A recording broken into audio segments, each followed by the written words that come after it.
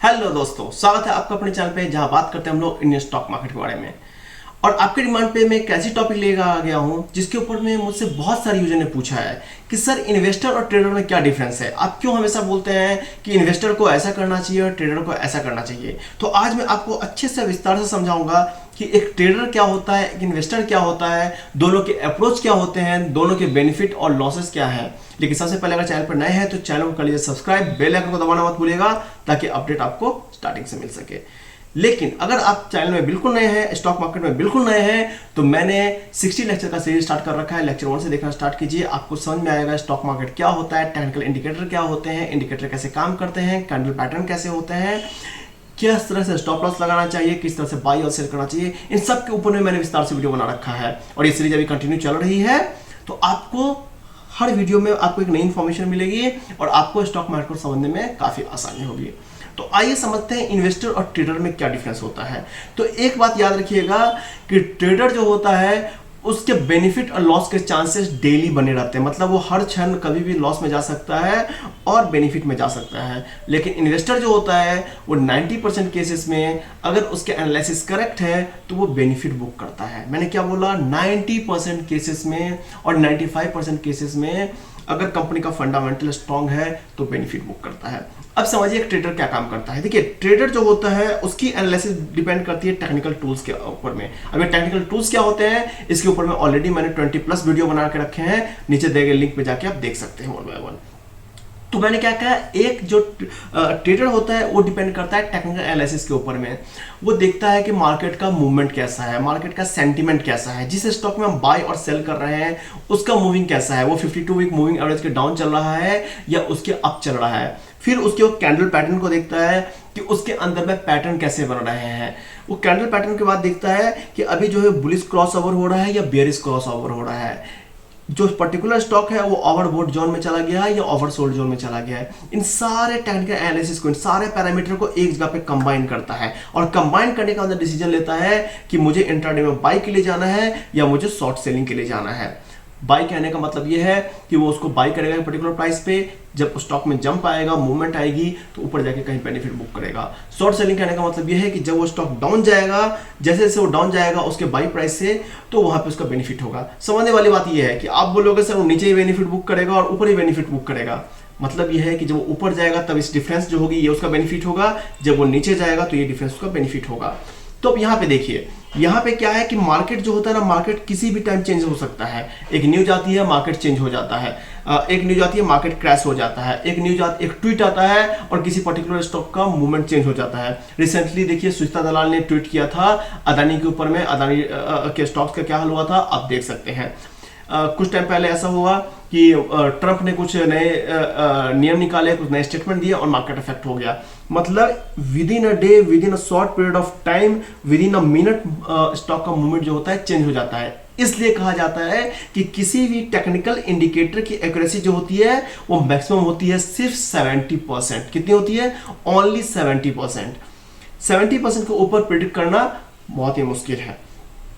तो वो पूरा डिपेंड करता है टेक्निकल इंडिकेटर के ऊपर में, प्लस करंट मार्केट के न्यूज में, मार्केट के मूवमेंट के ऊपर में और अपने सराउंडिंग के ऊपर मेंटेन करता है। तो इसलिए ट्रेडर जो होता है उसको रिस्क जो होता है वो काफी हाई होता है। एक और पैरामीटर यहाँ पे होता है कि एक इंट्राडे ट्रेडर मोस्टली लीवरेज का यूज करता है। लीवरेज क्या होता है कि जो आपकी कैपेसिटी से जब आप ज्यादा का ट्रेड करते हैं, कैसे करते हैं आप? लीवरेज मतलब उधारी के पैसे लेके आपकी ट्रेडिंग कंपनी जो है वो आपको 5 टाइम्स लीवरेज देती है। तो आपका लॉस भी जब होगा तो ज्यादा होगा, बेनिफिट भी होगा तो ज्यादा होगा। लॉस और बेनिफिट दोनों केसेस में आपकी ट्रेडिंग कंपनी आपसे चार्ज करती है। चार्ज करने के बाद आपको सेटलमेंट के चार्ज देने होते हैं, आपको स्टैंप ड्यूटी के चार्ज देने होते हैं, आपको डीपी चार्ज देने होते हैं, तो बहुत सारे चार्जेस एक्स्ट्रा ऐड होते हैं।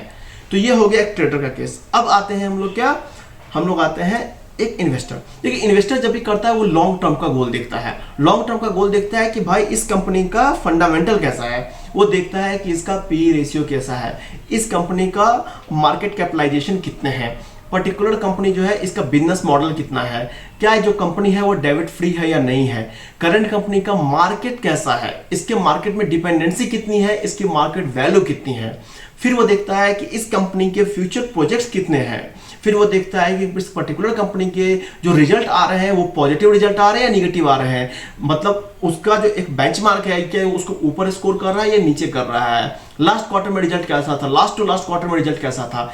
इन सारे पैरामीटर को ध्यान में रखता है और ध्यान में रखने के बाद में डिसीजन लेता है कि भाई इस स्टॉक का मूवमेंट क्या होता है। तो जब किसी कंपनी का पूरी एनालिसिस करते हैं उसके फंडामेंटल के, आप देखते हैं कि कंपनी किस टेक्नोलॉजी पे काम कर रही है, तो इन सब को देखने के बाद जो डिसीजन लिया जाता है तो फिर वो देखता है कि इस कंपनी का ग्रोथ अगर पिछले 2 साल 4 साल 5 साल में ऐसा था तो आगे के कैसे होंगे, और इसके बेस पे डिसीजन लेके वो क्या करता है किसी स्टॉक को बाय करता है। जब वो टारगेट लेके रखता है 6 महीने से लेके 5 साल तक, 7 साल तक, 10 साल तक, ये डिपेंड करता है इन्वेस्टर टू इन्वेस्टर का। लेकिन एक स्टैंडर्ड इन्वेस्टर एटलीस्ट जो होता है वो 1 to 5 ईयर का टारगेट लेके चलता है।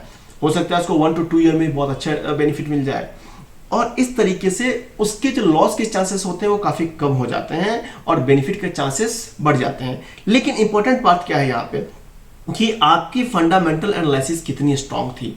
अगर आपने फंडामेंटल एनालिसिस स्ट्रांगली किया है, आपके सारे कॉन्सेप्ट क्लियर है, तो आपकी प्रोबेबिलिटी बढ़ जाती है विनिंग की। अब आते हैं टेक्निकल में। टेक्निकल में आपकी टेक्निकल एनालिसिस कितनी थी, आपका टेक्निकल इंडिकेटर पे कमांड कितना था, और आप मार्केट को कितना बेटर समझ पाते हैं। क्योंकि देखिए स्टॉक अच्छा हो या बुरा हो, आप जब टेक्निकल एनालिसिस करते हैं तो उस एक दिन के लिए, उस एक मोमेंट के लिए करते हैं। अगले 10 मिनट 20 मिनट 25 मिनट में 1 घंटे में मार्केट का मूवमेंट क्या होगा, उस पर्टिकुलर स्टॉक का मूवमेंट क्या होगा। लेकिन जब एक फंडामेंटल एनालिसिस होती है तो वो एक दिन से लेके 1 साल 2 साल 5 साल तक का देखा जाता है कि इस स्टॉक का मूवमेंट कैसा है, जिस टेक्नोलॉजी पे ये काम कर रहा है उसकी मार्केट में डिमांड कैसी है। फॉर एग्जाम्पल अगर आप देखते हैं पिछले 2 साल को, पिछले 2 सालों में कोविड ने पूरी दुनिया को परेशान करके रखा था, तो इसमें एक सेक्टर था जिसमें बहुत बूम आया। वो सेक्टर कौन सा था, वो सेक्टर था फार्मा सेक्टर। दूसरी तरफ अगर आप देखते हैं आईटी सेक्टर, आईटी सेक्टर में देखिए कुछ ऐसी कंपनियां हैं जो आजकल मशीन लर्निंग, डेटा साइंस, इसके ऊपर में काम कर रही है, डेटा एनालिटिक्स का काम कर रही है, और उनका ग्रोथ देखिए कितना आ रहा है। फॉर एग्जाम्पल आप देखते हैं टाटा एलेक्सी का, टाटा एलेक्सी जो था वो 1.5 साल 2 साल पहले 800 रुपए के पास में था, आज जो है अप्रॉक्स 7000 रुपीज पहुंच चुका है।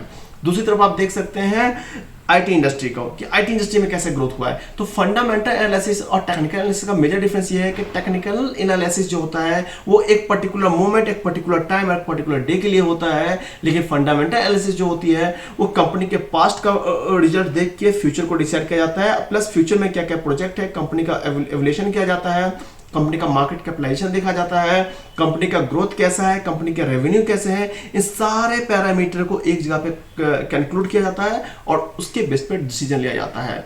इसलिए मैं हमेशा बोलता हूं कि जब आप मार्केट को समझे तो इन्वेस्टर बने, ट्रेडर नहीं बने। क्यों इन्वेस्टर बने? क्योंकि आपने एक स्टॉक लिया और उस स्टॉक की एनालिसिस की, तो अगर आपने उसको होल्डिंग में ले रखा है, मतलब आप उसको जो है वो एक इन्वेस्टर की तरह ले रखे हैं, कैश एंड कैरी में ले रखा है सीएनसी में, तो आपको 1 दिन 2 दिन में उसका मूवमेंट समझ में आएगा। लेकिन हाँ, स्टॉप लॉस आपको लेके रखना है, क्योंकि अगर स्टॉप लॉस हिट हो जाता है इसका मतलब है आपकी एनालिसिस क्या थी, जीरो थी, गलत थी पूरी एनालिसिस। इंट्राडे में भी जब आप लें तो स्टॉप लॉस लगा के ट्रेडिंग करें ताकि आपका लॉस जो है मिनिमल हो जाता है।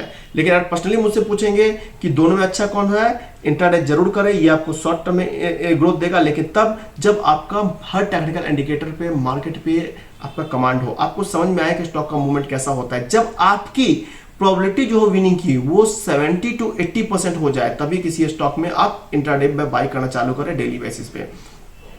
टेक्निकल एनालिसिस में जब आपको कंपनी का फंडामेंटल क्लियर हो, आपको पूरे के पूरे फंडामेंटल समझ आ जाए, कंपनी क्या है, कंपनी क्या करती है, उसका मार्केट कैपिटलाइजेशन कैसा है, उसका बिजनेस प्लान कैसा है, उसके पिछले 4-5 क्वार्टर के रिजल्ट कैसे हैं, उसके फ्यूचर प्रोजेक्ट कैसे हैं, इन सबको देखने के बाद में ही आप उस स्टॉक में बाय करें लॉन्ग टर्म में।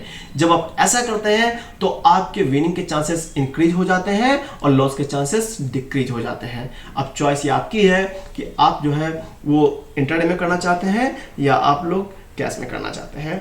लेकिन जब भी करें फुल एनालिसिस के साथ में करें और उसके बाद ही डिसीजन लें। साथ ही हर बेनिफिट बुक करने से पहले अपने लॉस की तैयारी करके चले। हर कोई सोचता है मेरा 5000 बुक होगा बेनिफिट तो मैं क्या करूंगा, 10 लाख बेनिफिट आ गया तो क्या करूंगा। कोई नहीं सोचता है कि 500 रुपये लॉस चले गए तो क्या होगा, 5000 लॉस चलेगा तो क्या होगा। प्लानिंग पहले लॉस की करें फिर बेनिफिट की करें। तो यही था मेजर डिफरेंस टेक्निकल इंडिकेशन में और फंडामेंटल एनालिसिस में।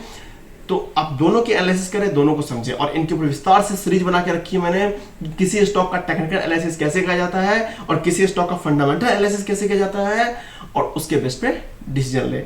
इसलिए फिर से कहना चाहूंगा, educate yourself to create the financial wealth. Stay tuned, thank you.